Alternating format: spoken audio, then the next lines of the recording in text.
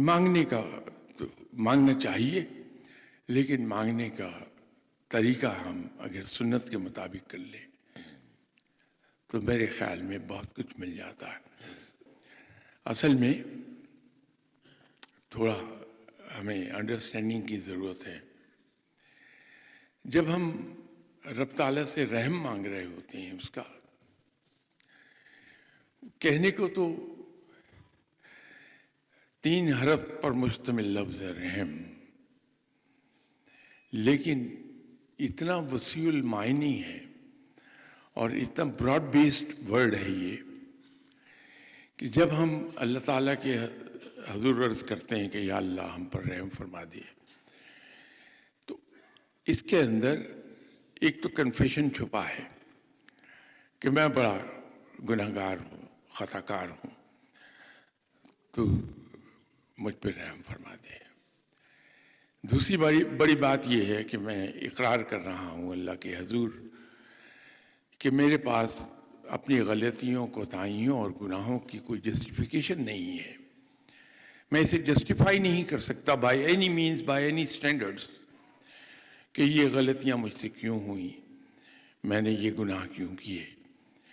تو میں سمپل ایک بات کہتا ہوں کہ یا باری تعالیٰ I have no justification to offer، رحم کر دے۔ تیسری بات اس میں یہ چھپی ہے کہ جب ہم رب تعالیٰ سے اس کا رحم مانگتے ہیں تو ہم اقرار کر رہے ہیں کہ تو بہت بڑا ہے اور ہم تیرے سامنے بالکل بے بس ہیں۔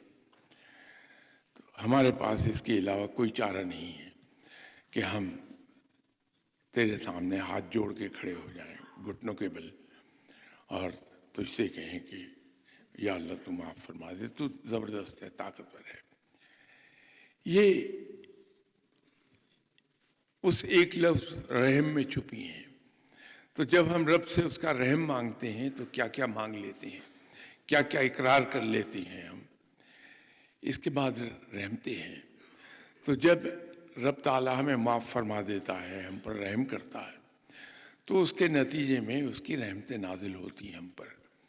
وہ رحمتیں محدود نہیں ہیں کہ وہ صرف میری بخشش تک محدود ہو جائیں، اس کی رحمتیں بے پایہ ہیں۔